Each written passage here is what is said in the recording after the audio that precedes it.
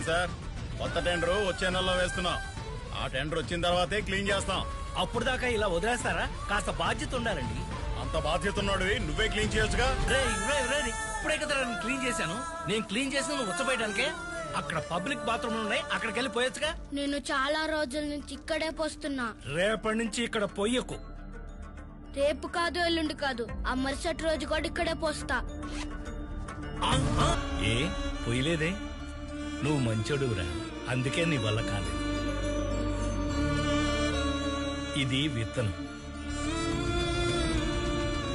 ఏంటి అలా చూస్తున్నావు? దీన్ని విసిరేస్తే మట్టిలో కలిసిపోతుంది. అదే నాటితే అదే మట్టిని చీల్చుకుంటూ మొక్కలా బయటకొస్తుంది. నువ్వు కూడా ఈ విత్తనం లాంటివాడివి. ఈ విత్తనం పెద్ద వృక్షం అవుతుంది, కాయలు పళ్ళు ఇస్తుంది. అవేమీ ఇవ్వకపోయినా కనీసం 10 మందికి నీడనిస్తుంది.